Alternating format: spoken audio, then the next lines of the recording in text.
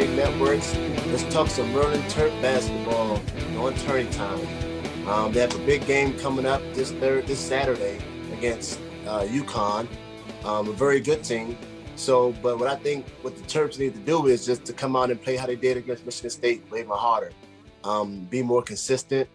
The defensive end, it all starts there. They're a great defensive team. If they can be able to hold their composure and hold the teams to less points, I think they have a good chance to make a run. You see, they had times when they beat big top teams. So it happened before. So in this tournament time, anything can go down in the tournament, teams get hot and go on a run. All you need to do is win one game at a time, and you can go as far as possible. We've seen it done before. So anything can happen. I think anything can happen with the Terps this year in the tournament. They're in there now. So, it's a clean slate. It's a new start. It's a fresh start. Our regular season is now over with. It just beat Michigan State in the tournament, in the Big Ten tournament. So I think going into this tournament, I think they have a really good chance to make something happen if they go out and play like they can and like how we've seen them play before. But it starts on Saturday against UConn. I think if they go out there, they play hard defensively, be consistent on scoring and keeping the leads. Anything can happen. Anything can happen. And then, obviously they win that game. They play the winner between Alabama and Iona. So, but right now, they go out there and take care of UConn and just go from there.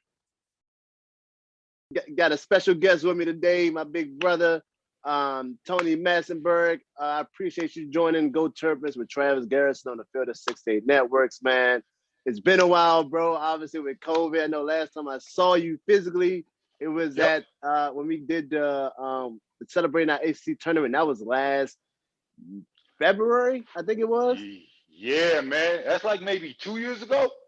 Nah, it was dang. It was COVID. It was COVID last year. Wow. Was it, man? Yeah. That's like 2 years ago, bro. Dang. Yeah, it's been a minute, man. You getting old, man. Hey, bro. Yeah. Hey, man. Yeah, it's crazy, man. But it was always, like I said, it was always great catching up with you, man. You always, like I said, man, took me under your wing, man, and always looked out for me. So I definitely appreciate that, bro. And I appreciate you taking time to, join me on my podcast, man. Thanks a lot. Oh, man. It's my pleasure, bro. Yeah, man. So, man, a lot of fans, a lot of your fans, they want to hear what's going on with Tony Massenburg, man. I know a lot of people want to, hear the experiences that you had, especially there in Maryland.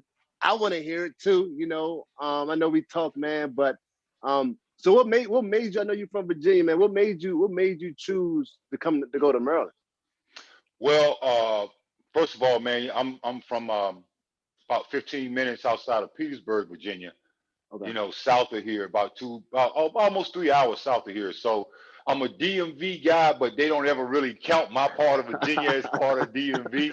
But we all obviously watch Maryland, the whole ACC and all of that. So I was a huge ACC fan because that's the network, Raycon. We always saw all the games, Maryland, Carolina, Duke, everybody. And so for me, my high school coach is from North Carolina. Right. Okay. And where I grew up is about 20 minutes north of the North Carolina state line. So I'm real close to North Carolina, like I'm deep South Virginia. And people that in my area are always Virginia Tech, UVA, UNC, like, they're fans like that. And so for me, I actually grew up a Carolina fan until I was in like 10th grade. So I was a Carolina fan, and we ran Carolina's offense in high school, the whole thing. So my high school coach used to take us down to North Carolina, and I was actually at the practice when Michael Jordan broke his hand as a freshman. And clearly, I know I don't expect you to remember that because, you'd have been way too young. I don't even think you were born at that point. But that's how deep the Carolina connection went for me. And so I'm watching the ACC tournament. I believe it's my sophomore or junior year. And I see this high flying forward from the University of Maryland named Len Bias. And so I'm like, man, like this dude is incredible. He's got a jump shot. He got a 40-inch vertical. He dunking on people. He plays inside. He's tough. He's flashy. Everything that I wanted to be as a basketball player. And so I identified with him. And that identification with him started my love for the University of Maryland. And so I followed Maryland and watched them win the ACC tournament. And just the more I watched Len Bias, the more I was like, man, I want to play like that. And so by the time I'm a junior, now I've ascended, in the Virginia high school rankings, and now I got schools recruiting me, and I go to 5-star. And at this point, nobody knows this, but my mind was already made up. I wanted to go to Maryland. And I had others, but a ton of other schools recruiting me, but I wanted to go to Maryland for one reason, to play 1 year with Len Bias, because I knew if I was a freshman, he'd be a senior if he stayed in school, which he did. He ended up staying and coming back for his senior year. And so when Lefty Driesell approached me at 5-star, I couldn't let the cat out the bag on how bad I wanted to go to Maryland. But when he approached me with the opportunity and said, son, I like the way you play, son. I like the way you move out there. You remind me of Buck Williams, son. You got the big old hands like Buck, son. I really like that. So to hear him say that and compare me to Buck Williams, man, it was a wrap after that. Wow, so man. I went ahead on and I did my, you have your 5 visits, right? On my 3rd visit to Maryland, was my 3rd visit with Maryland. My first one was South Carolina. Second one was Wake Forest. My 3rd one was to Maryland. After that, it was a wrap. I told my parents when we were leaving, going back down south, driving back to Virginia, I said my mind's made up. So from that point forward, man, it was all about just getting up to Maryland, man. And I can remember being a 17-year-old, about 2-3 weeks after I graduated from high school, packed up my little car in Virginia, man, and drove up here to campus to be a part of the summer bridge program. At that time, they had a summer bridge program, which I don't know if they still have it, but it's basically to help college athletes get acclimated to campus before the semester starts. Give you some familiarity, how to get to class and stuff like that, and get familiar with the campus. Plus, work out and play, in the summer and all of that. So get a little bit of a head start. So that was it for me, man. I drove up here. No navigation, obviously, because that didn't exist at that time. Literally following a map, literally following a map, and not scared at all, man. 17, 3 years out of 3 weeks out of high school, I couldn't wait, to get up here. Nah, man, that's dope, man. And I know you played under Lefty when you first got there. And it's funny, man, because he recruited me and he was at Georgia. He recruited me late, like he was late. He was late. late, man. Oh, yeah. He was. I was like pretty much had my top 5 already. And he calls my phone, my home phone, and he's like, "Hey, like, do you know who I am?" And I'm like, yeah. He said, "Yo, you know who I coached?" Like, talking about Len Bias. I Lefty is, man. I just told you. Yeah, I just told you. I know how the speech went, man. I already know what you got. So he was like, man, I said, I already got my top 5. He was like, man, do you know who I am? Like, do you know who I am? Yeah. But very great guy, man. But yeah, how was that playing under Lefty and playing that 1 year with Len Bias, man? Man, it was awesome, man. It was for me, it was a dream. I mean, 1 minute, you're a country boy, man, from a small town in Virginia, watching your idol and Len Bias, do his thing in the ACC tournament. And then literally within the span of 4 months, you're standing next to him in the starting lineup, on the jump ball. I'm jumping ball against the Duke Blue Devils on national television. So, and I remember when I stepped into the circle and I think it was Jay Billis that was jumping ball, maybe Danny Ferry, who I can't remember for sure. Maybe it was Mark. I think it was Mark Allery.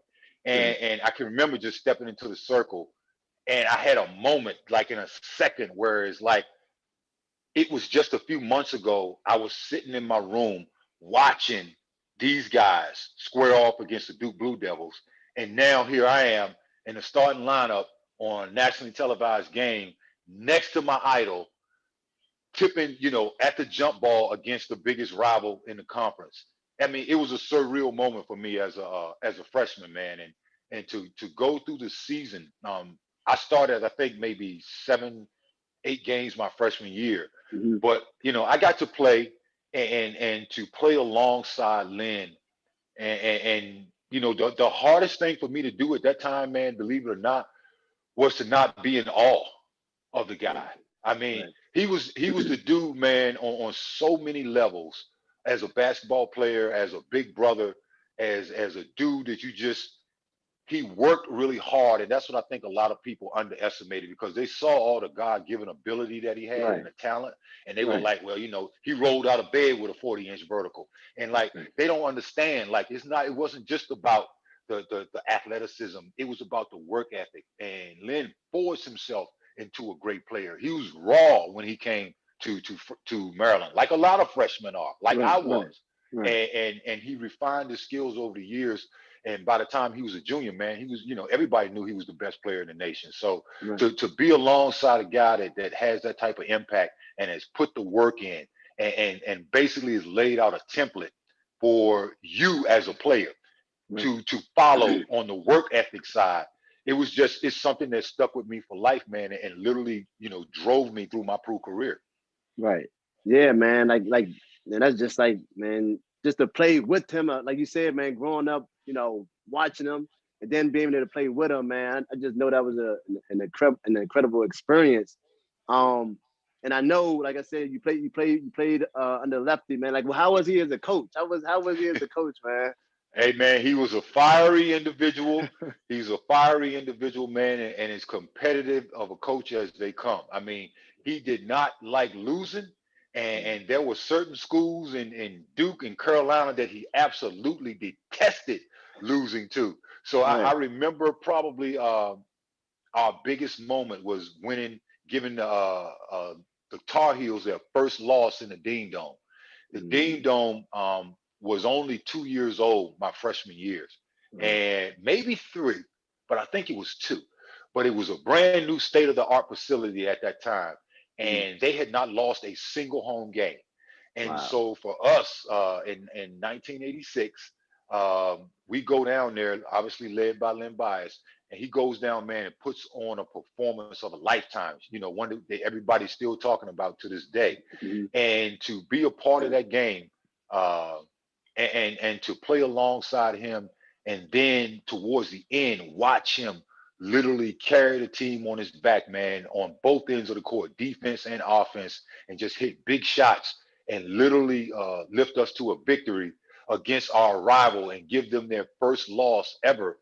Obviously goes down in the history books, but it also is a testament to his greatness, because he had a lot of great games, but he was unbelievable that night. And right. there were a couple of games that I could say that he was unbelievable in, but we won that game on top of him having a great game. So he was just a guy, man, that you just, like I said, one of the toughest things as a teammate was not to, be distracted by just watching him. Like, yo, Right. you got to keep playing, because Right. you Right. just looked at him and you was like, okay, what's he going to do next? It didn't Right. matter if he got double teamed. He just rise up over everybody, man, and just, knock it down. And if they had a 3-point line at that time, Travis, that dude's points per game would have been, he averaged 25, over 25, almost 26 points a game his senior year. And he was shooting 3-pointers from the top of the key and from the corners. But there was no 3-point line. But if they Right. had one at that time, that average would have been like closer to like 28, 29. I mean, he was incredible, man. And all the basketball that I played, from high school to camps to Mm, college to summer leagues to pro leagues to pro teams, I have never seen anybody with that total package of skills. I see guys that can bounce, but they can't shoot like him. right. I see Right. guys that can shoot, but they can't bounce like him. I see guys that can shoot a little bit and bounce a little bit, but they weren't as strong as him, couldn't play Right. inside the way that he could play inside. So, I mean, to me, if he had lived and been what we thought he could have been in Boston, he would have been that rival, that unparalleled rival that Michael Right. Jordan would have had. And I really think that if Lenny had an opportunity to play in the NBA where he should have been, he would have changed the game sooner, because we would have seen more forwards extending the range out to the 3-point line Right. and that would have become a template at that time back in the 80s quicker than it took, up until now where you're starting to see big guys shoot jump shots.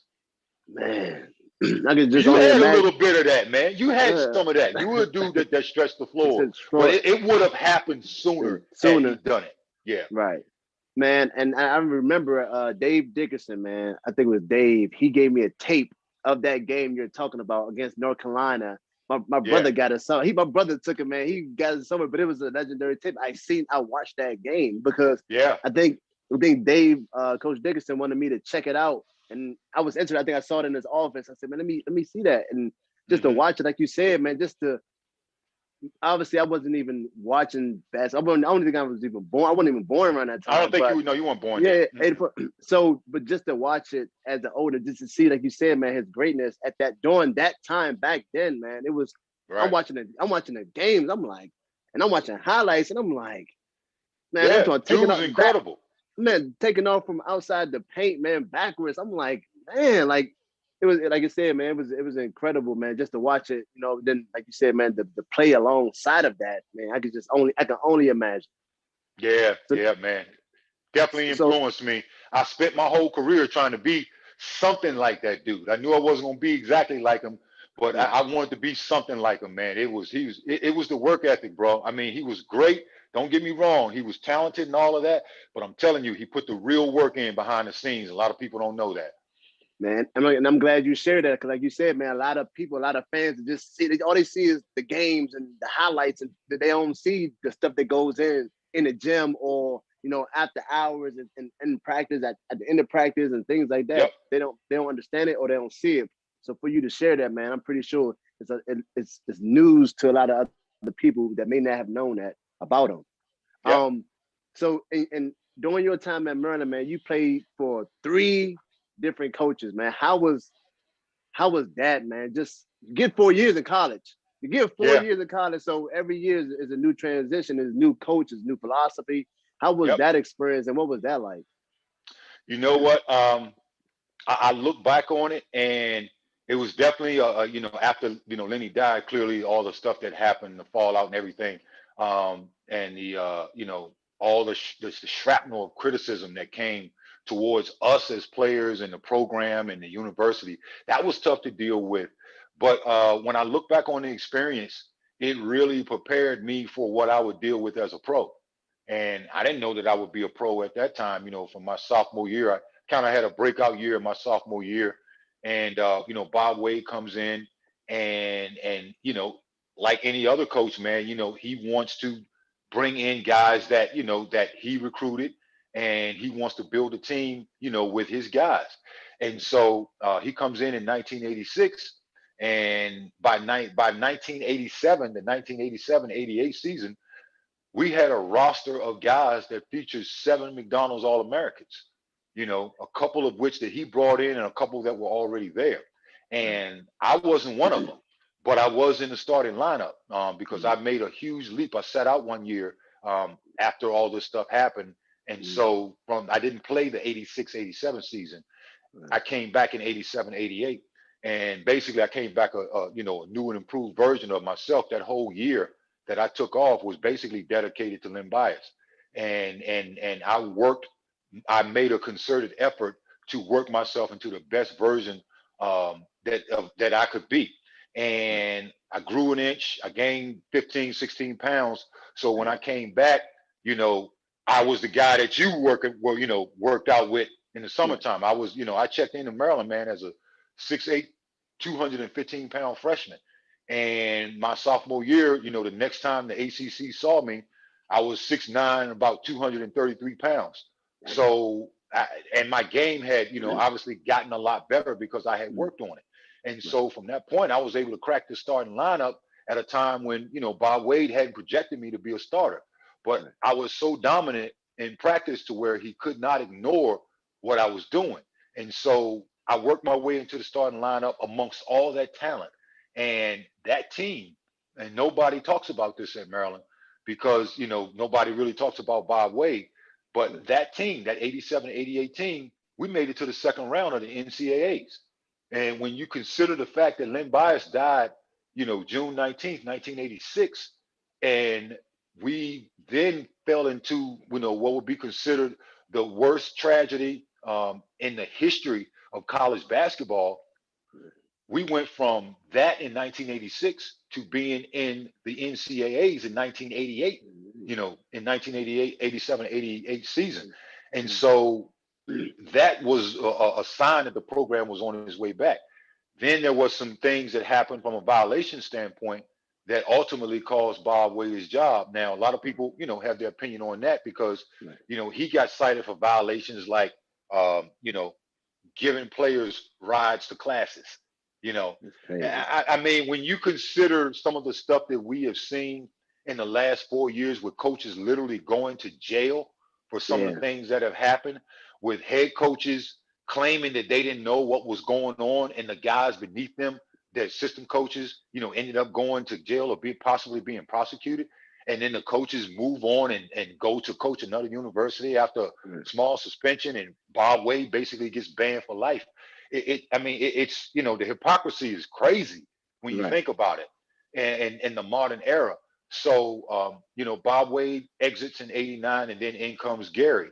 And so for me, I'm like, okay, basically here we go again. It's on my senior year, and if you're Gary, I'm your senior. You're only returning, starting senior, and I'm almost a throw-in, to the mix, because clearly, Gary's thinking about the future of the program. So he wants to build his program, but he understands he has something pretty good there with with the team that he inherited. Because let's be honest, he inherited me, Walt Williams, Gerard Mustafa.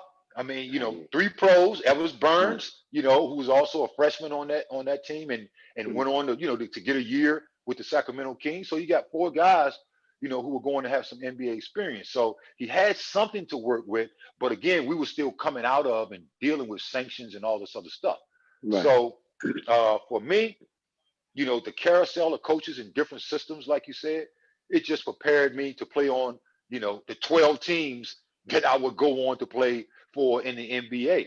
And it set me up to a point where mentally, my whole thing was, if I get in a game, I'm going to make a dent in that stat sheet. If I get in, I'm going to be productive. I don't care if it's 5 minutes or 10 minutes. I'm going to make something happen when I get out there, because I can't afford to do anything else other than be productive. That was my mentality at Maryland, because of everything that we had to deal with, and playing for me, playing for 3 different coaches. And once I got to the pros, I was a 2nd round pick. I wasn't a 1st round pick.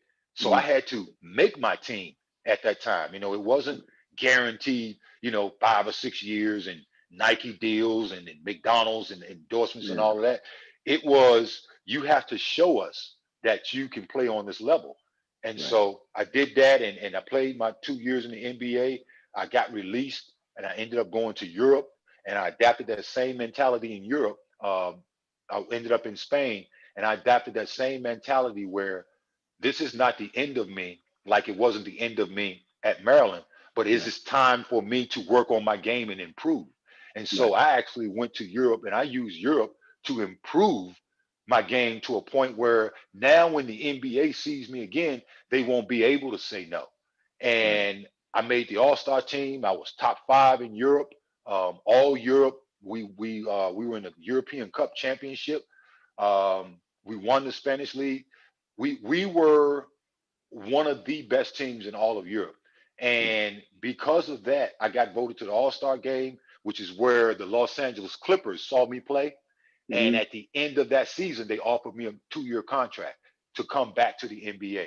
So I went back to the Clippers in 94, 95 season, and played another 12 years in the NBA, and eventually retired with the San Antonio Spurs. Right. And I saw that, man, and that's what I was going to get to, like in regards to, so you go from, like you said, your sophomore year, not even thinking about the NBA, and then you end up getting drafted. Like, what was that experience like? And like you said, I mean, I could just only imagine, man, just putting that work in, and then you reaping the benefits of all the hard work you put in. So what was that experience like? And let's talk about that for right now. Well, for me, it was okay. Let me put it like this. I was all ACC a couple of times, my junior, senior year, all ACC tournament or whatever. And at that time, the ACC was loaded with first round draft picks. I mean, loaded top to bottom. And a lot of these guys, I was going through them, right? And I had better, me and Dale Davis were the only two guys my senior years to even average a double-double. And, his double-double was like, 11 rebounds and like 10 points. And my double-double was like, 10 rebounds, like 18, 19 points a game. And so I'm looking at these other guys who will go on to be first-round picks. And I'm like, okay, this guy's going in the first round, and I give him the business, but like, why do the pro scouts think he's better than me?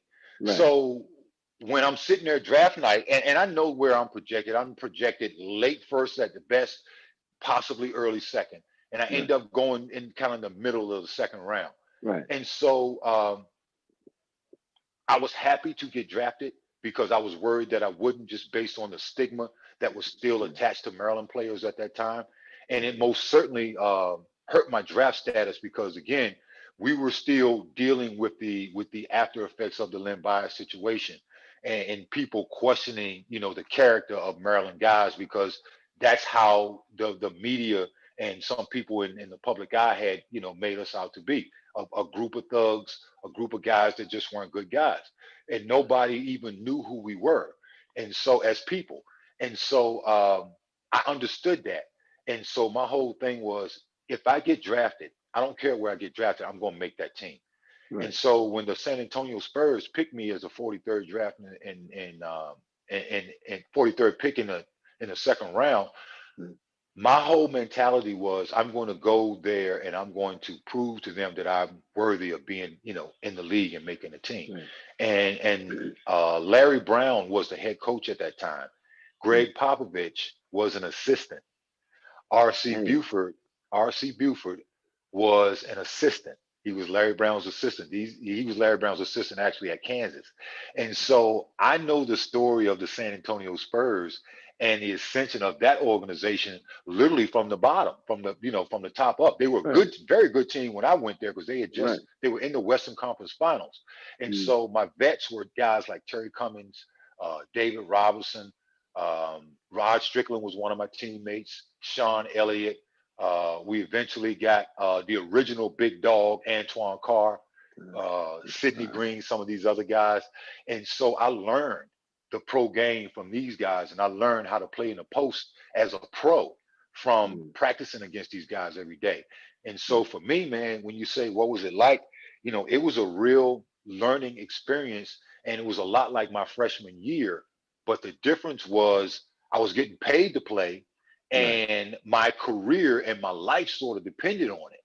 So, you know what it's like when you go from playing on a scholarship to, okay, now I'm getting paid to play. But the difference is, this is how I put food on the table. So if this doesn't work out, now we got a problem. Exactly. Yeah. So I went there with an all-out mentality that I'm going to be the best that I can be. And again, I still had some things I had to work on. I improved in those things when I was in Europe, and then I came back. And as I said, I played another 12 years or so, and that was it. For me, it was a real learning experience from top to bottom. And that's why I always say everything that I learned at Maryland really prepared me to play at the next level. And I can imagine, I kind of want to go back to that for a second, man, because obviously me playing at Maryland, me being like an athlete, but also a human being at the same time. And during that time when everything was happening, and like you saying, everybody, and it was a big story. So they're looking at the players, and now you're getting characterized by people that don't even know you, like you said, and we like people, fans, the outside world, they don't really understand or comprehend everything that we have to deal with. Then, let alone what you guys were going through during that time. But you guys are still young. You're young kids. Like you're young men. Yeah, you're young. You don't understand, especially during that time. You don't understand like real life at the time. You in college, you're playing the sport, you're doing what you love, but people look at athletes in a different light. It's they don't understand everything that entails being a student athlete, school and have to go to practice and perform and things like that. So during that time and being characterized, I mean, I've been there and I kind of know that feeling, but I can only imagine what you guys were going through at that time with everything that was going on. Like, how did it make you feel, man? Like, I can imagine, but I just want to hear from you. Like, how did it make you feel as a man? And then people not knowing you and judging you and that don't even know you. Well, for me, man, I had my mom and dad to lean on, and so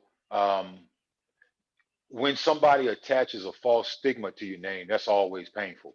You know, when your character is being questioned, and when people are saying foul things about you and all your teammates without even knowing you, when adults are looking at you like you are a bad guy or a bad influence, that's hard because it wasn't just people on the outside; it was people at Maryland.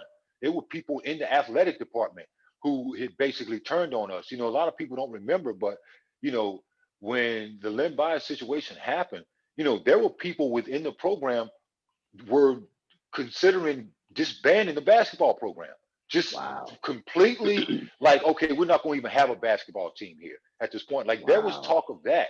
And so for us, particularly our freshman year, our guys as freshmen, I mean, we just were like, you know, what are we going to do other than stick together? Because, we had a couple of guys transfer, but the thinking for the majority of my freshman class was, we're going to stick together and we're going to do whatever it takes to get through this, because if we don't, if we choose to go somewhere else, this is still going to follow us no matter where we go.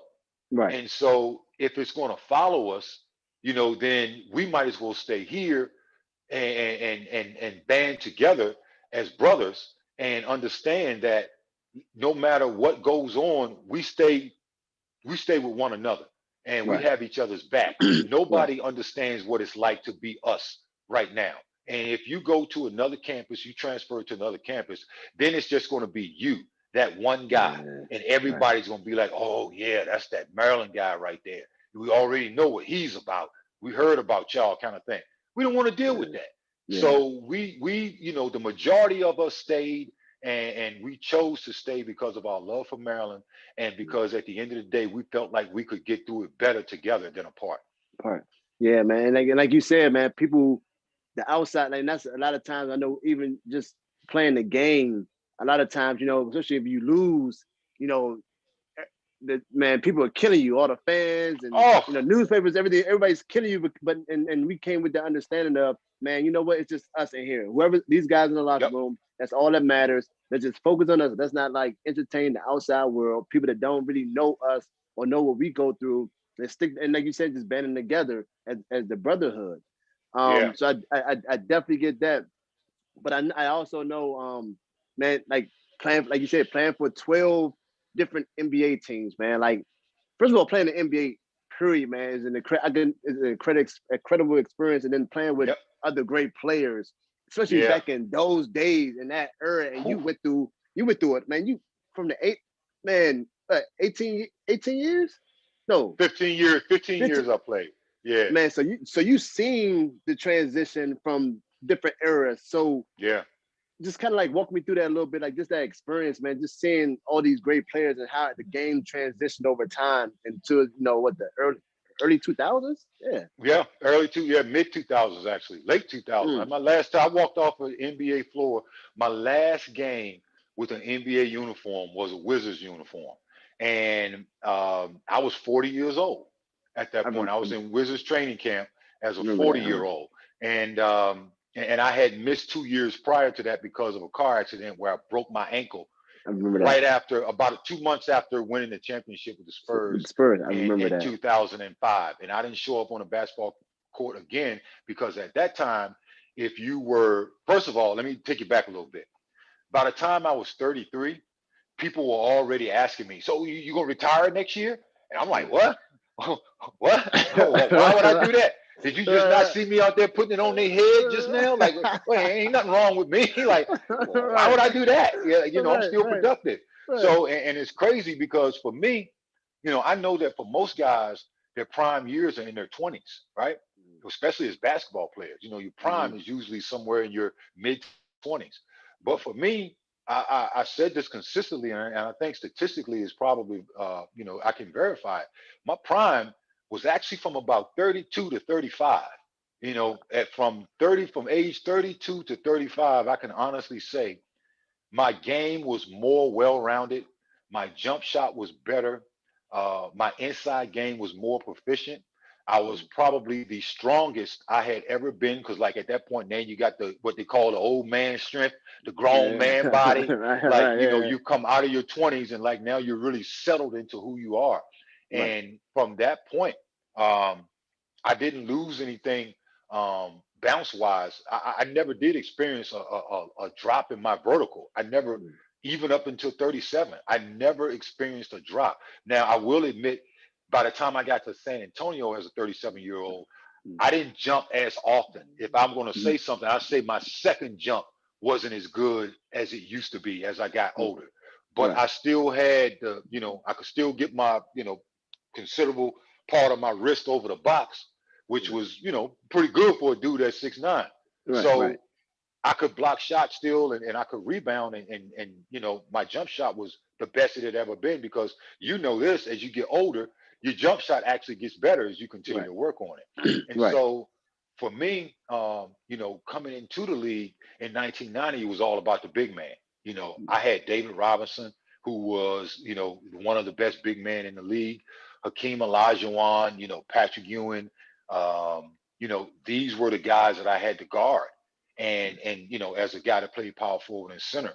And so I watched, 90s old school beat you up basketball, Karl Malone, those type of dudes. Then you get into like later in the like mid 90s and late 90s, you start to see the Tim Duncans and the Vin Bakers and the Chris Webbers.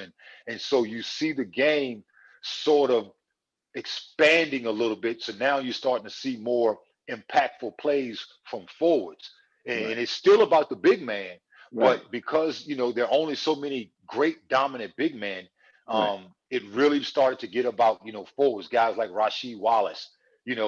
These were some of my toughest covers. And by the time I get to like 2003, when I'm with the Sacramento Kings, now I see this dude who's a rookie and playing his first NBA game, and he's the first pick in the draft, and it's some dude named LeBron James, right? That everybody's been talking about. So I'm like, listen, every time I turn around, somebody's talking about this LeBron dude, LeBron. And I saw him in high school, and I'm like, he looks good or whatever, but nothing like the real eye test, right? When you lay eyes on a dude, because the height machine can exaggerate, a dude's size. They be talking about, the dude's 6'8", he's 240 pounds as a high schooler, and then you see the dude and he's like 6'6", you know what I mean? It's like, whatever.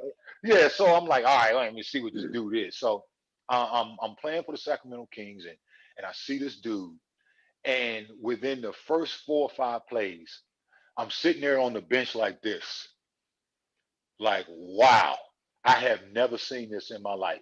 A dude who is almost the same size as I was like a little over 250 at that time, but I'm 37 years old. And I was 36 at that time. But this dude is 18 years old. He's 6'8", he's 240 pounds, and he's literally the fastest guy in the gym. And he's one of the fastest guys I had ever seen at that size. I had never seen anybody with that type of quickness and that type of speed in the open court. And he could handle the ball, and he dropped dimes like magic. So I'm sitting here looking at a 6'8" guy with Michael Jordan type athleticism and passing the ball like Magic Johnson. And I'm saying to myself, and I told, I'm not sure, I think it was Doug Christie at the time who came out of the game, and we were sitting on the bench at some point beside each other. And I told him, I said, I think we're looking at the future, bro. I think we're seeing the future. I said, because if these are the type of guys now, and by the way, in that same draft class was Carmelo Anthony.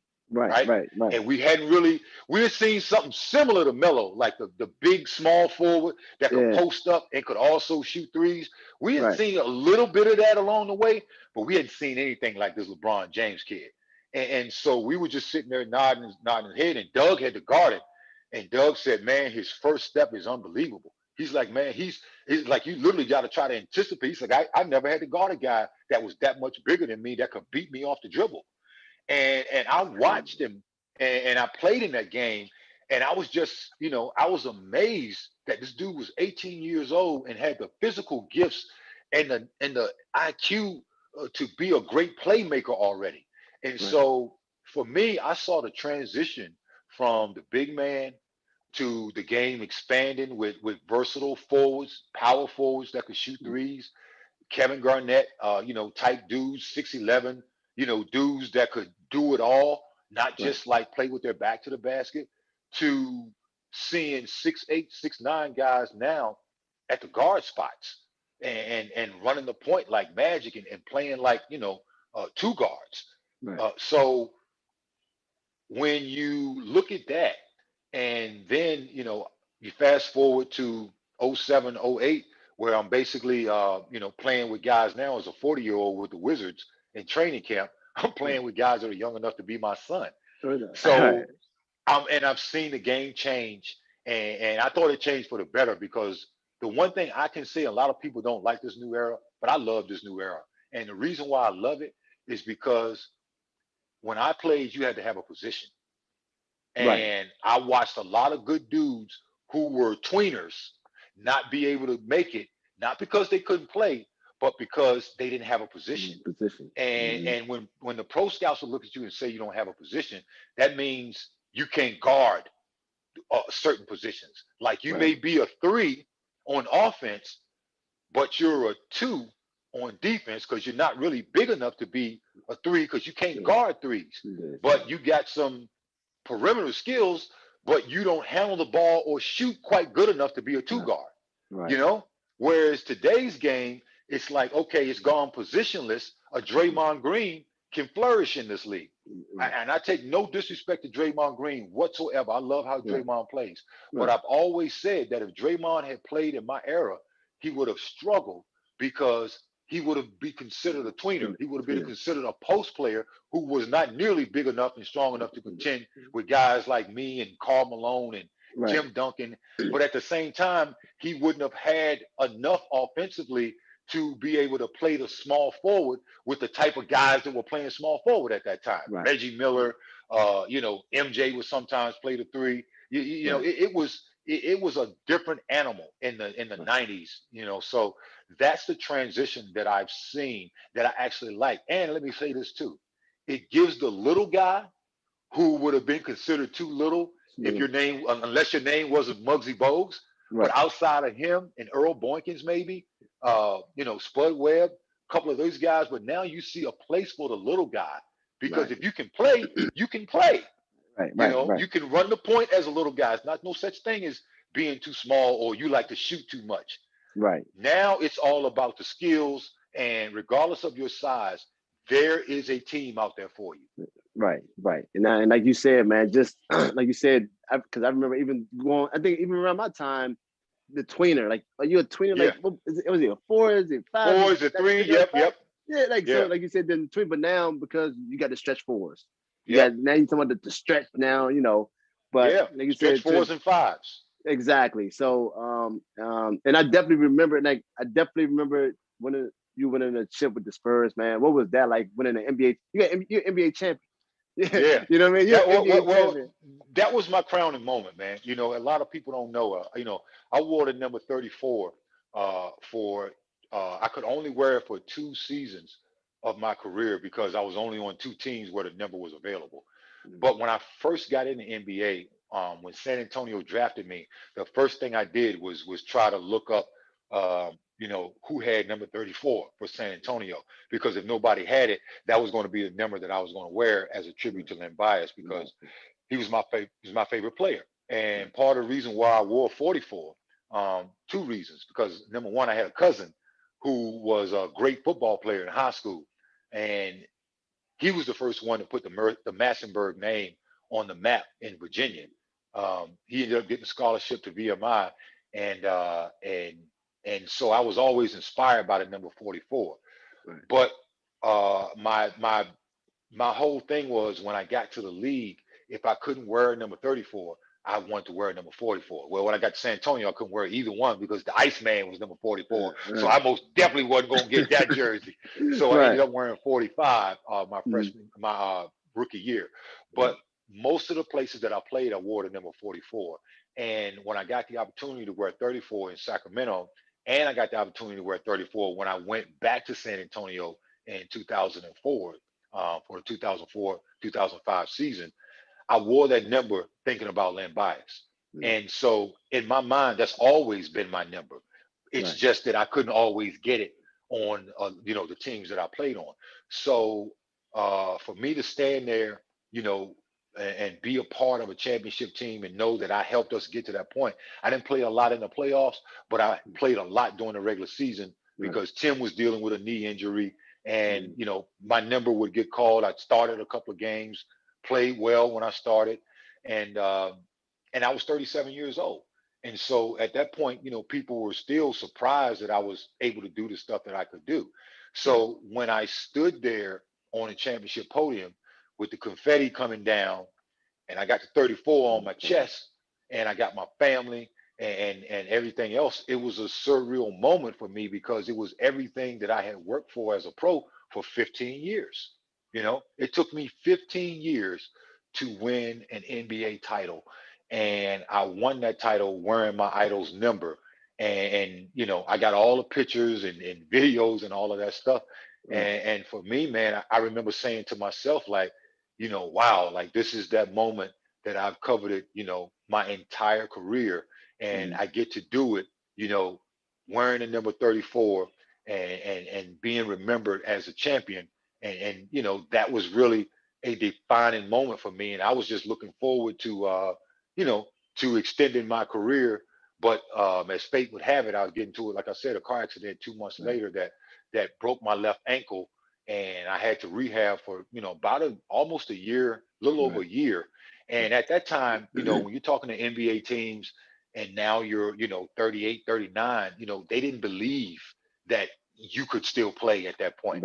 And they didn't believe in any guy being, I was already beyond the threshold of what they thought, a guy could do, as far as being productive at that age.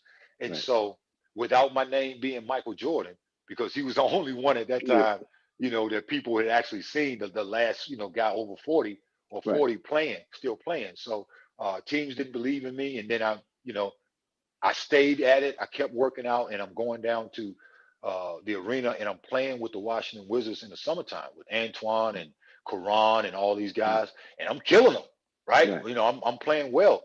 And Ernie is watching, and who the general manager at the time, Ernie Grunfeld's watching. And so he calls me after we finished playing. He said, "Hey, listen, we got one more spot." He said, "Would you like to come to training camp?" And I was like, "Would I?" Because, in my mind, and it wasn't so much. And he also explained to me at that time that they were over the salary cap, and that they probably weren't going to be able to keep me because my salary at that time would have put them over as a veteran player. My salary would have put them over the cap, and Abe Poland was not committed to going over the cap at that time. And so he said, we probably won't be able to keep you, but you're playing, you clearly are, you haven't lost anything, you're playing well. We just want to bring you in and give you an opportunity, and maybe another team sees you and wants to give you a chance. And I was like, yeah. And in my mind, Travis, I did not want to end my career on a car accident. I didn't want to sit at home and feel like the car accident took my career away from me. So my mind was made up that I'm going to physically get back to where I was. And if they say no, they say no. But they won't say no because I physically can't do it anymore. I'm not the same guy. So I ended up with 3 screws in my ankle and clearly doing what I had to do to get back. And I did get back. I got my bounce back. I was playing well, but again, the situation didn't work out from a salary cap standpoint, and people just did not covet 40-year-olds at that time. And man, I know because I think we talked a couple of times because you was on campus. I think it might have been right when you had your car accident, and I know y'all just won the championship with the Spurs. I know we talked a few Hmm. times back then. Yep. And you came to the gym and you worked me out. You and Walt, remember that like it was yesterday. Y'all came Yeah. in to work me out, man. At Yep. the rec center to help me Yep. out. I Um, remember. as big brother. So, and I always hit you up about advice because you was one of the people I looked at like I want to have that type of career because the way you took care of yourself, you know, the way you took care of your body, and you Yep. stayed in the league. You stayed in the league, and like you said, at that age, so it's something like you don't see a lot of that. So something Nah. has to be going well. Like either you're putting that work in and you taking care of yourself. So you was the one I always looked at, and then I know Coach Williams would always mention you. You still was in the league. You stayed in the league for 15 years. Like a lot of people don't do that. It's not like a thing like, oh, that's just normal. No, like especially at your age. So you Yeah. was always one of those people I always looked at, and I was like, man, I'm trying to be like that. I'm trying to stay in the league that long. But I remember you used to tell me like, well, this is what you got to do. You got to take care of your body. You know, got to Yep. work out, and that's some of the things. That's a lot of things you did, man. And man, like I said, man, I always appreciated your advice, and every time we had to talk, and every time you came on campus, or every time I saw you, Yeah. man, you always took me under your wing, man. They always gave me Yeah, advice, man. and anything I ever needed, man, you was always like, Whatever man, you just let needed, me know. bro. Just Yep. call me. So man, I always appreciated that, man. I know now that y'all have you and Walt, y'all have a book out. What was Yep. tell me a little bit about the book. Well, the book is hold on for a second here. Mm-hmm. Get your copy. The book is on, you probably see the posters behind me, but the book's called Lessons from Lenny. And basically this is about the positive influence that Len Bias had on Walt and I. A lot of people don't know that Walt was a huge Len Bias fan and basically came to the University of Maryland because of his love for Len Bias. Now, clearly Walt didn't play with Len Bias. He was a 16-year-old kid in PG County when he heard about his death. And he was devastated. And he talks about that in the book. But he also talks about the inspiration that he was to him and the reason why he came to Maryland, and not just came to Maryland, but stayed at Maryland when the program went on sanctions when Bob Wade left. And so his love for Maryland, his love for the university, his love for Len Bias is something that him and I always had in common. And, you know, we talked about some of these things during the time that he was at Maryland and we were teammates for 2 years. And so, you know, he would ask me questions, you know, about Lynn and what it was like, you know, like what you were saying, you know, what was it like playing with him and you know, what did you learn and you know, that kind of stuff. And, you know, the book's called Lessons from Lenny because the lessons that I learned, I passed on to him.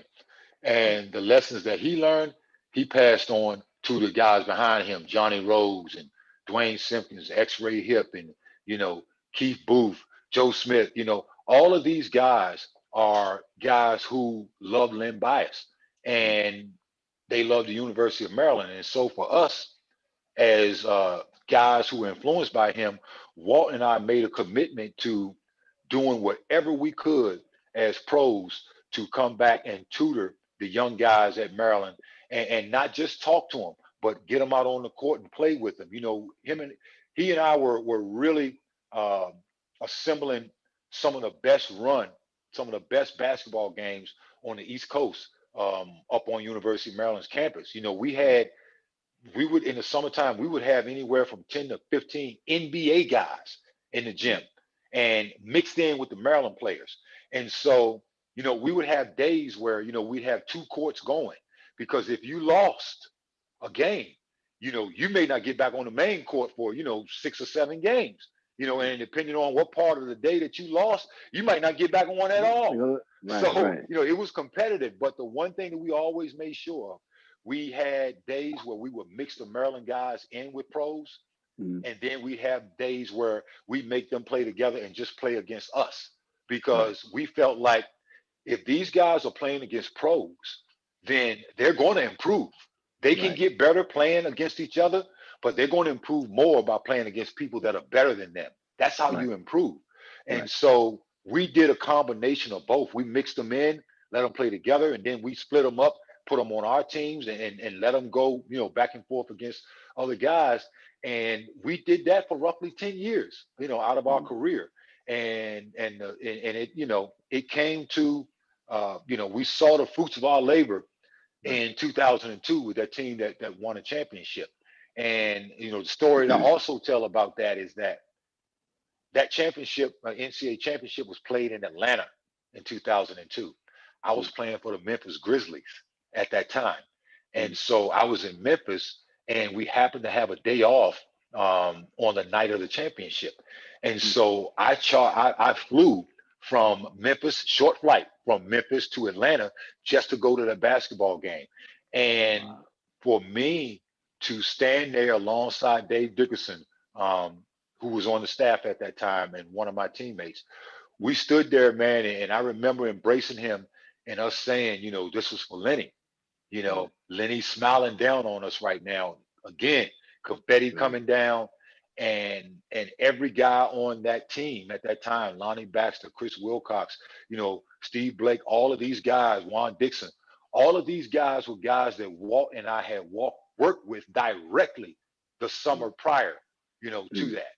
And so for us, we felt a sense of connection, not just as Maryland alumni, but the fact that we worked hand in hand with this group of guys, and this was the result. And it was everything that we had hoped it would be. And Walt wasn't able to be there because I think he was actually on the West Coast at that time. Right. But I was able to be there, and it was a moment, man, that again, much like me winning the championship later, 3 years later, it was the most awesome feeling to stand there and see Gary win his first championship and the University of Maryland win that first. Right. Nah, man, that's incredible, man. Like you said, man, just to experience 2 championships, like I said, just to be at the one at Maryland, the first ever championship, and like you've been a former Terp and seeing how the whole program went and transitioned to seeing that, like you said, the fruit of your labor, and then to seeing another fruit of your labor to actually get that NBA championship, man. It's like, man, that's I mean, like, it's man, a dream come true, bro. Exactly, man. And guys, and I tell guys all the time, especially the younger athletes, man, ask these questions, especially like if I'm talking to a group of any questions you have, ask, and because like I'm pretty sure you the same way, you love to share that knowledge, but people have to ask they have to ask the question. You know what I mean? They have to ask. They have to ask the question. So where can they get the book from? Where can they get the book at? The book's available anywhere books are sold. You can get special autograph copies through our website, lessonsfromlenny.com. Those books are, they come directly from us, and every one of those books are autographed by Walt and I. So they're different. You can't get the autographed versions anywhere else other than our website, but the book is available anywhere books are sold. So, definitely a great read. We've gotten great responses back from it, particularly from people who remember Lenny and Walt and I being at Maryland, and more importantly, for people who don't know anything about Maryland basketball. I think it's a great story because it doesn't just talk about basketball. It talks about life and life after basketball and the impact that Len Bias not only had on the University of Maryland, but the impact that he had on society in general. And it gives you, it takes you back in some respects to what it was like at that time, particularly for me as a kid at Maryland, and Walt as a high school kid just growing up in the area, and also the things that we went through as pros and our friendship, and just sort of how we ended up back at the University of Maryland tutoring guys and bringing them along and helping them avoid some of the things that we had to go through as student athletes, while at the same time tutoring them on how to become the best basketball player that they could be. So it's a well-rounded story. It's not just a sports story. It's a family story, and it's an American story. Right, man. Thanks, man, for even sharing. Like I said, that knowledge, man. I'm pretty sure a lot of people want to know and get the insight, and a lot of, especially the athletes and the younger athletes, they need to read this book, man. I think it's very important, man. Hey, Tone, big bro, man, I appreciate you coming on and taking the time out your day, man. I know you have a lot going on, thanks for just taking the time out your day to to join the Go Terrapins with Travis Garrison on the Field of 68 Networks. I appreciate you, bro. I appreciate everything you ever did for me throughout my career, man. Even now, every time I see you, it's always love. I appreciate you, bro. I just want to let you know that, man. And thanks for everything. Thank you, man. Thanks for having me, man. And again, brother, you know, I always got you right here, man, under my wing. Under my wing. I got you, man. Anything you need. I appreciate you, bro, man. And definitely, man, we got to stay in touch, man. And I'm definitely going to be hitting you up from time to time, man. And we're going to link up once, you know, everything gets better, you know. So yeah, everything starts to open, get quote unquote, get normal again. You keep exactly. on doing your thing, man. Keep on repping us, man. I like what you're doing. Keep doing Thanks for that. Thanks for that, bro.